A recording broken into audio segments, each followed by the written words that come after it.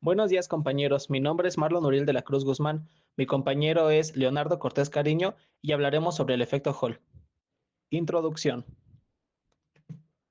Como sabemos, en la vida cotidiana podemos encontrarnos con imanes, los cuales constan de un polo positivo y un polo negativo.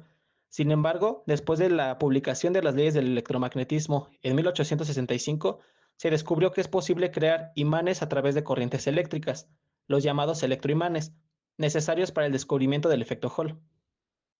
El efecto Hall es un fenómeno físico descubierto en 1879 por el físico estadounidense Edwin Hall durante su investigación de doctorado. Vale la pena aclarar que se descubrió mucho antes que muchas de las piezas teóricas necesarias para explicarlo, como la existencia del electrón o la fuerza de Lorentz. Para cocinar el efecto Hall necesitamos de dos ingredientes. Primero, una corriente eléctrica que haga que los electrones se muevan a través de un conductor o un semiconductor. Y segundo, un campo magnético aplicado de forma perpendicular a esa corriente. En esas condiciones, las cargas que se están moviendo sienten una fuerza lateral, la fuerza magnética, y se desvían hacia un lado del material. Esto provoca que un lado de la muestra quede con un exceso de cargas negativas, así como tú, mi todo mal vibroso, y el lado opuesto quede con un déficit de dicha carga. El resultado es que entre ambos lados aparece una diferencia de potencial transversal. Ese voltaje se llama tensión de Hall y es una magnitud física que podemos medir con un multímetro o con tu lengua si así lo prefieres. Si acercamos un campo magnético más intenso a nuestra muestra, la intensidad Hall aumenta, porque la fuerza magnética desvía más electrones hacia un lado y la separación de tus padres, cargas, es mayor. En cambio, cuando alejamos el imán o disminuimos el campo magnético, la fuerza magnética casi desaparece. Los electrones dejan de ser unos arrastrados y la diferencia de potencial se reduce hasta volverse prácticamente imperceptible. En papelito, aquello que nos describe esta interacción entre el campo eléctrico y magnético que sufren los electrones es la fuerza de Lorentz. El término QE representa la acción directa del campo eléctrico sobre la carga, ya sea que la empuje en la misma línea de campo o en contra, según el signo. Y el término que lleva el producto cruz describe cómo el campo magnético desvía las cargas que se están moviendo. Esa fuerza es perpendicular tanto a la velocidad como al campo magnético, por eso no acelera ni frena la partícula, solo curva su trayectoria.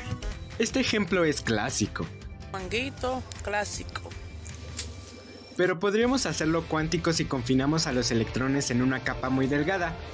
id es un sistema bidimensional. Para ello usaremos como conductor un gas muy frío para que sus moléculas no se muevan debido al calor, y las atraparemos en un pozo de potencial, una región del espacio donde la energía es más baja que en los alrededores, de modo que las partículas necesitarán más energías para escapar. Lo interesante ocurre cuando medimos la tensión Hall. No cambia de forma continua, sino en saltos bien definidos. Esos escalones corresponden a valores cuantizados en múltiplos de constantes fundamentales como la carga del electrón y la constante Planck. Esto se debe a que en estas magnitudes tan fundamentales, los electrones solo pueden ocupar ciertos niveles de energía discretos llamados niveles de Landau. Y como consecuencia la tensión Hall no cambia de forma continua, sino en escalones bien definidos. Para medir el campo magnético nos ayudamos de la punta Hall de laboratorio, un sensor hecho de láminas de cobre que se basa directamente en el efecto Hall. Como la zona sensible es muy pequeña, el voltaje Hall cambia mucho al mover la punta unos milímetros, aunque también disponemos de otros instrumentos como el gaussímetro, que por lo general usa internamente una punta Hall semiconductora de arsenururo de indio. Está acompañado de electrónica de amplificación, filtrado y calibración que convierte el pequeño voltaje Hall en un valor directo de campo en Gauss o Tesla. La pregunta es, si ya teníamos un gaussímetro, ¿por qué usar la punta Hall? Pues no más. La ventaja de la punta es que al ser un sensor muy local, responde de manera muy sensible a los desplazamientos y permite construir mapas detallados de cómo cambia el campo magnético en la muestra. El gaussímetro, en cambio, prioriza darte un valor absoluto bien calibrado de la intensidad. Nuestros objetivos son determinar cómo el voltaje Hall depende de la intensidad del campo magnético generado por un electroimán, ver cómo el ángulo entre el campo magnético y la punta Hall afecta el voltaje Hall, y usar un gaussímetro y una punta Hall para mapear el campo de un electroimán y un imán permanente. Como arreglo experimental tenemos la fuente de voltaje del electroimán, que entrega corriente directa y estable a las bobinas de este. Al ajustar su salida se controla la corriente y por tanto la intensidad del campo magnético en el entrehierro. El electroimán convierte la corriente suministrada en un campo magnético uniforme entre sus polos. Su magnitud es aproximadamente proporcional a la corriente de su fuente de voltaje mientras no se sature el núcleo. La punta Hall es un sensor que al circular una corriente interna y estar inmerso en el campo, genera un voltaje transversal proporcional al campo magnético al sentido de la corriente. Debe colocarse perpendicular a las líneas del campo. La caja de control provee la corriente de excitación constante de la punta Hall, condiciona la señal y entrega el voltaje Hall de salida. Permite invertir las polaridades para verificar el signo del voltaje de Hall. Tenemos 3 multímetros. Uno está en serie con el electroimán para medir la corriente que se le suministra. El segundo lee el voltaje Hall en salida de la caja de operaciones. Y el tercero está en serie con la punta Hall para medir la corriente de control. Esto con el fin de mantenerla fija durante las mediciones.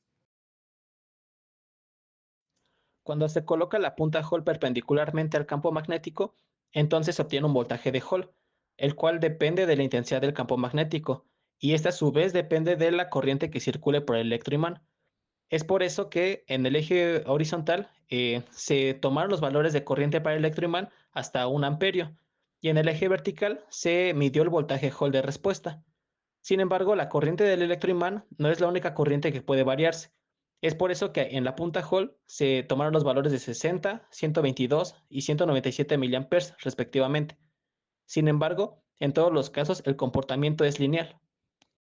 En la gráfica pasada se puso a la punta Hall perpendicularmente al campo magnético, pero sabemos que el voltaje Hall también depende del ángulo entre ambos. Es por eso que ahora se varió el ángulo entre el campo magnético y la punta Hall. En el eje horizontal podemos ver el ángulo de inclinación entre ambas y en el eje vertical el voltaje Hall de respuesta. Se realizaron 2 corridas, una cuando la corriente en el electroimán era de 0.193 amperios y otra más donde la corriente en el electroimán era de 0.099 amperios. Podemos ver, sin embargo, que ambas corridas tienen un comportamiento sinusoidal y vemos que el voltaje Hall es 0 cuando la punta y el campo son paralelos y alcanza un máximo o un mínimo cuando la punta y el campo forman ángulos de 90 grados, lo cual era de esperarse en ambos casos.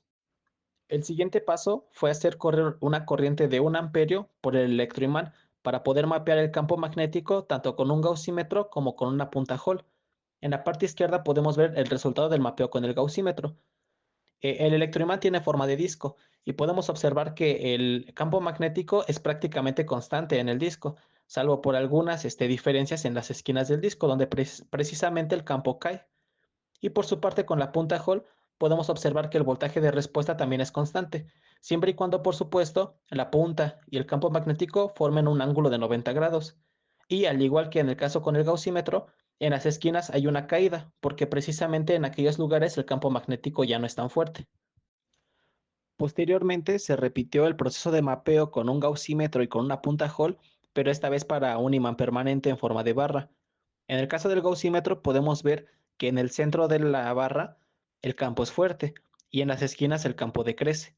Y para el caso de la punta Hall vemos una curva más disforme, pero aún así es notorio el efecto de que en el centro el campo es más fuerte que en las esquinas. Y estas irregularidades pueden deberse a que el imán permanente no está en su mejor estado. De hecho, está muy desgastado y hay partes donde prácticamente parece que le cortaron pedazos o que erosionó. Conclusiones. Se concluye que las principales variables para el voltaje Hall son la intensidad del campo magnético y el ángulo que forma la punta con dicho campo. En la primera parte del experimento se comprobó que la relación entre el voltaje Hall y la intensidad del campo magnético es una relación lineal, independientemente de la corriente que circule por el electroimán o por la punta Hall. En la segunda parte del experimento se comprobó que el voltaje Hall y el ángulo que forma la punta con el campo magnético es una relación sinusoidal, y esta relación también es independiente de la corriente que circule por la punta o por el electroimán. Y finalmente, en la última parte se concluyó que un imán o un electroimán pueden mapearse tanto con un gaussímetro como con una punta Hall, pues ambos muestran precisamente sus máximos en aquellos lugares donde el campo magnético es más fuerte. Esta fue la bibliografía implementada. Muchas gracias.